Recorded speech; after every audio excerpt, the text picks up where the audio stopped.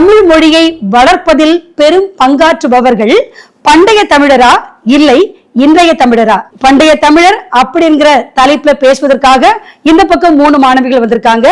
இல்ல இன்றைய தமிழர்கள் தான் தமிழ் மொழி வளர்ச்சிக்கு பெரும் பங்காற்றி இருக்காங்க அப்படின்னு சொல்றதுக்காக இந்த பக்கம் 3 மாணவிகள் வந்திருக்காங்க. நீங்க சங்க காலத்துல நீங்க அடித்தளத்தை மட்டுமே போட்டீங்க. ஆனா நாங்க அதுல கட்டடத்தை கட்டி நாங்க எவ்வளவு அழகா அதை பாத்துக்க முடியுமோ அவ்வளவு அழகா நாங்க பாத்துக்கிறோம். தமிழ் சங்கம் வளர்க்கறது அப்படிங்கிறது வாட்ஸ்அப்லயோ இல்ல ஃபேஸ்புக்லயோ மெசேஜ் அனுப்பி சங்கம் அல்ல. தமிழை நீங்க வளர்க்குறீங்க, தமிழை நீங்க பாதுகாக்கிறீங்க, தமிழை நீங்க அது பண்ணீங்க, கட்டடம் கட்டுனீங்க, அதை மேன்மைப்படுத்துனீங்க. ஆனா எனக்கு ஒரு பதில் சொல்லுங்க, இல்லாத ஒரு விஷயத்துக்கு நீங்க என்ன பண்ண முடியும்? வணக்கம் நேயர்களே, தீகா தர்ஷன் சேனல் மூலமாக உங்களை சந்திப்பது சௌதாமணி. நம்முடைய இளைய பாரதத்தை நிர்மாணிப்பதில் பெரும் பங்கு வகிப்பவர்கள் இளைஞர்கள், அதாவது மாணவிகள். அப்படிப்பட்ட மாணவிகளோடு உங்களை சந்திப்பதில் மிகவும் மகிழ்ச்சி அடைகிறோம். இன்றைக்கு இந்த மாணவிகளிடம் கொடுக்கப்பட்ட தலைப்பு என்னவென்றால், நம்முடைய தமிழ் மொழியை வளர்ப்பதில் பெரும் பங்காற்றுபவர்கள் பண்டைய தமிழரா இல்லை இன்றைய தமிழரா? பண்டைய தமிழர் அப்படிங்கிற தலைப்புல பேசுவதற்காக இந்த பக்கம் 3 மாணவிகள் வந்திருக்காங்க. இல்ல இன்றைய தமிழர்கள் தான் தமிழ் மொழி வளர்ச்சிக்கு பெரும் பங்காற்றி இருக்காங்க அப்படின்னு சொல்றதுக்காக இந்த பக்கம் 3 மாணவிகள் வந்திருக்காங்க.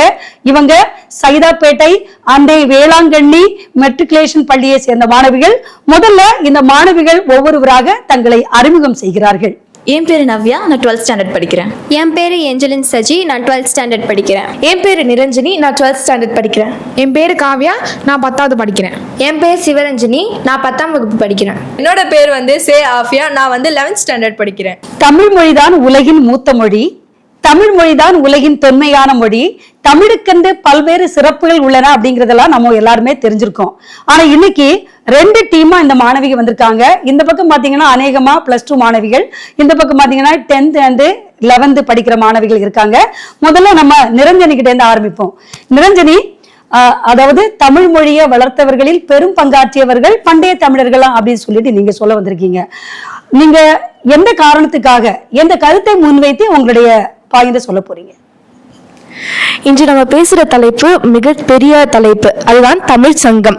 நான் சொல்ற சங்கம் எப்படின்னா, தமிழ் சங்கம் வளர்க்கறது அப்படிங்கிறது வாட்ஸ்அப்லயோ இல்ல ஃபேஸ்புக்லயோ மெசேஜ் அனுப்பி சங்கம் அல்ல.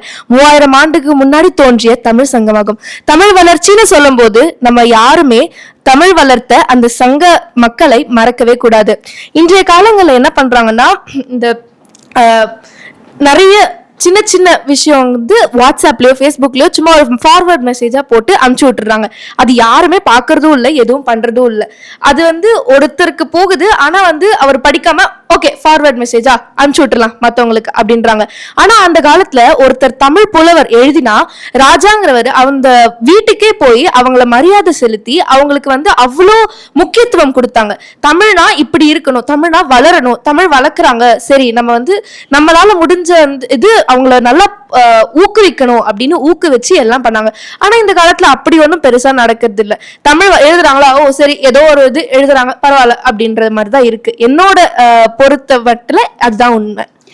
அதாவது சிவரஞ்சனி அவங்க நிரஞ்சனா என்ன சொல்றாங்கல்ல, அந்த காலத்துல எல்லாம் நாங்க சங்கம் வச்சு தமிழ் வளர்த்தோம், நீங்க என்ன வாட்ஸ்அப்ல தானே வளர்த்துட்டு இருக்கீங்க அப்படின்னு சொல்லி ஒரு முக்கியமான பாயிண்ட் முன்வைக்கிறாங்க. இதுக்கு நீங்க என்ன சொல்றீங்க? வாட்ஸ்அப்ல ஃபேஸ்புக்லலாம் ஃபார்வர்ட் பண்ற மெசேஜ் நான் ஒரு 10 பேருக்கு ஃபார்வர்ட் பண்ணேன்னா அதுல யாரோ ஒருத்தங்க கூட அதை பார்க்க மாட்டாங்க. அதை பார்த்து அந்த ஒருத்தர் இன்னும் ஒரு 10 பேருக்கு அனுப்புவாங்க. இந்த உலகத்துல முதல் எத்தனை 10 பேர் இருக்காங்க, அந்த 10 பேர்ல எத்தனை ஒருத்தங்க இருக்காங்க, அவங்களால இந்த உலகத்திலேயே தமிழ் பத்தின சிறப்பை வளர்க்க முடியாதா? தமிழன் மரபு என்னமோ அந்த கால தமிழர்கள் தான் நமக்கு கொடுத்தாங்க. ஆனா அந்த ஓலையும் கல்வெட்டுகளும் மண்ணோட மண்ணாக மங்கிடுச்சு. அதை நம்ம உயிர் தெழும்ப செய்து இப்போ இருக்கிற தலைமுறைக்கு தருவதே நாங்க தான். அதாவது அன்னைக்கு நீங்க ஓலையும் கல்வெட்டையெல்லாம் இது பண்ணீங்க, அதெல்லாம் மண்ணோடு மண்ணாவே போயிடுச்சு. இப்ப என்ன நாங்க வாட்ஸ்அப்ல எத்தனை பேர் அதை ஃபாலோ பண்றாங்க, இத்தனை 1000 பேருக்கு நாங்க ஃபார்வர்ட் பண்றோம், எவ்வளவு பேர்கிட்ட போகுது அப்படிங்கிற அந்த எண்ணிக்கையே சொல்றாங்க. அன்றைய எண்ணிக்கை குறைவு, இன்றைய எண்ணிக்கை அதிகம். அவங்க கருத்துக்கு நவ்யா என்னமா சொல்ல போற? நீங்க என்ன சொல்றீங்க? என்னென்னமோ சொல்றீங்க. ஆனா நான் என்ன சொல்றேன், பிறந்து சிறந்த மொழிகள் எத்தனையோ இருக்கு. அதுல சிறந்தே பிறந்த மொழி என்னன்னா அது நம்ம தமிழ் மொழி தான் இல்லையா? இதை யாராவது மறுக்க முடியுமா? இத்தனை பேர் வந்திருக்கீங்க, ஒருத்தரால மறுக்க முடியலன்னா என்ன அர்த்தம்? பிறந்தப்பவே சிறந்த மொழியை நீங்க ஒன்றும் வளர்க்கல, நாங்க ஒன்றும் உயிரை கொடுத்து வளர்க்கல. தமிழ் தான் நம்ம வளர்க்குது. தமிழ் மொழியால தான் நம்ம வளர்ந்துருக்கோம். இன்னைக்கு நம்ம இங்க வந்து நிக்கிறோம், பேசுறோம். எந்த காரணம்? தமிழ் மொழியால தான். நம்ம தான் தமிழ் மொழியை வளர்த்தோன்ற சொன்னாலும் தமிழ் மொழி தான் நம்மளை வளர்த்துச்சு. தமிழ் இல்லாம நம்ம இல்லை, நம்ம இல்லாம தமிழ் இல்லை. தமிழுக்காக வாழ வேண்டியது நம்மளோட பொறுப்பு. நவ்யா என்ன சொல்றாங்கன்னா, பிறந்த சிறந்த மொழிகள்ல சிறந்தே பிறந்தது தமிழ் மொழி அப்படின்னு சொல்றாங்க. நம்ம தமிழை வளர்க்கல, தமிழ் தான் நம்மளை வளர்க்குது அப்படின்னு சொல்றாங்க. ஆஃபியா, என்ன பலமா வச்சிருக்கீங்களா கருத்துக்களை? பலமா தான் வச்சிருக்கோம். ஆனா இக்காலத்துல வந்து நம்ம என்ன பண்றோம்னா, நிறைய விஷயத்த தமிழ் மூலியமா தான் நாங்க வளர்க்குறோம். அதை நாங்க ஒத்துக்கிறோம், இல்லைன்னு சொல்லல. நீங்க வந்து சங்க காலத்துல வந்து நீங்க அடித்தளத்தை மட்டுமே போட்டீங்க. ஆனா நாங்க வந்து அதுல கட்டடத்தை கட்டி நாங்க எவ்வளவு அழகா அதை பார்த்துக்க முடியுமோ அவ்வளவு அழகா நாங்க பார்த்துக்கிறோம். அதுக்கப்புறம் நீங்க சொல்றதெல்லாம் உண்மைதான், நீங்க தான் வளர்த்தீங்க, அதுதான் நம்மளை வளர்த்துது. ஓகே, நான் அக்செப்ட் பண்ணிக்கிறேன் அந்த ஒரு விவாதத்தை. ஆஃபியா, ஒரு நிமிஷம். நீ சொன்னது சரிதான். தமிழை நீங்க வளர்க்குறீங்க, தமிழை நீங்க பாதுகாக்கிறீங்க, தமிழை நீங்க அது பண்ணீங்க, கட்டடம் கட்டுனீங்க, அதை வந்து மேன்மைப்படுத்துனீங்க. ஆனா எனக்கு ஒரு பதில் சொல்ல. இல்லாத ஒரு விஷயத்துக்கு நீங்க என்ன பண்ண முடியும்? அது உருவாக்குனதே நாங்க தான். நாங்க உருவாக்காத ஒரு விஷயத்த உங்களால எப்படி பாதுகாக்க முடியும்? பதில் இருக்கா யார்கிட்டனா? பதில் ஏன் இல்ல, ஏகப்பட்டது இருக்கு. இப்ப நீங்க என்ன சொன்னீங்க? இல்லாத ஒரு விஷயத்தை எப்படி காப்பாத்துறதுன்னு தானே சொல்றீங்க. இப்போ நாங்க இந்த விஷயத்தெல்லாம் காப்பாத்தாம உங்க ஓலை சுவடிகள் அது எல்லாமே மக்கி போயிருக்கோம். நாங்க அதை காப்பாத்தலன்னு இந்த உலகத்துக்கு அது எப்படி தெரிய வந்திருக்கும்? இப்போ நாங்கள் அதை திருப்பி வளர்க்காம இருந்திருந்தா, இப்போ நாங்கள் ஃபேஸ்புக்கில் ஃபார்வர்ட் பண்ணுறோன்னு சொல்கிறீங்க, வாட்ஸ்அப்பில் ஃபார்வர்ட் பண்ணுறோன்னு சொல்கிறீங்க, பண்ணலைன்னா அது மக்களுக்கு எப்படி தெரியும்? சிவரஞ்சன் சொல்றாங்க, ஆமா நீங்க வந்து அடித்தளம் போட்டீங்க, கட்டடம் கட்டினீங்க, எல்லாமே சொல்றீங்க. ஆனா அது வந்து மக்கி போகாம அதெல்லாம் பாதுகாத்து வளர்த்து நிறைய மக்கள் கிட்ட கொண்டு போறது யாரு? நாங்க தான் அப்படின்னு சொல்றாங்க. என்ன ஏஞ்சலி, நீங்க என்ன சொல்றீங்க? நீங்க கேட்ட கேள்வி என்னமோ சரிதான். ஆனா இப்போ நான் கேட்கிற கேள்விக்கு பதில் சொல்லுங்க. எத்தனையோ இளைஞர்கள் இன்னைக்கு மொழி வளர்க்குறேன்னு சொல்லிங்க. இதுல ஒரு இளைஞருக்காவது ஒழுங்கா தமிழ் மொழியை பிழை இல்லாம எழுத தெரியுமா? லகரம் சொல்ல சொன்னா லகரம் சொல்றீங்க. எழுத்து பிழை இல்லாம மொழி பற்றுடன் எத்தனை பேர் உண்மையா மொழி வளர்க்கறதுக்கு உங்களோட முழு முயற்சியை கொடுத்திருக்கீங்க?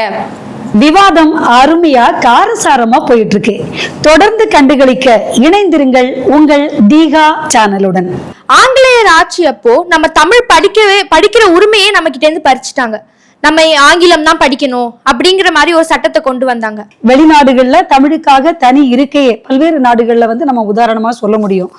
இப்ப அதுல வந்து அவங்க வளர்க்கிறேன்னு சொல்ற கருத்துல வந்து அவங்க ஆணித்தரமா இருக்காங்களே. பாட்டன் முப்பாட்டன் திண்ணையில உட்காந்து தாயம் விளையாடிட்டு இருக்கும் போது அடிக்கிற காத்த வச்சு அது வாடகை காலத்துல வீசுற வாடகை காத்தா இல்ல குளிர் காத்தா மழை காத்தான்னு கண்டுபிடிச்சான். நம்ம தமிழ் மொழியை நிறைய லாங்குவேஜ்ல டிரான்ஸ்லேட் பண்ணி அவங்க படிக்கிறாங்க. 6 நாடுகள்ல தமிழ் மொழியை வந்து அபிஷியல் லாங்குவேஜ்னு அறிவிச்சிருக்காங்க. தமிழ் மட்டும் இல்ல, எந்த ஒரு விஷயத்தையும் தெரிஞ்சுக்க முடியாத நிலைமைக்கு வந்தோம்.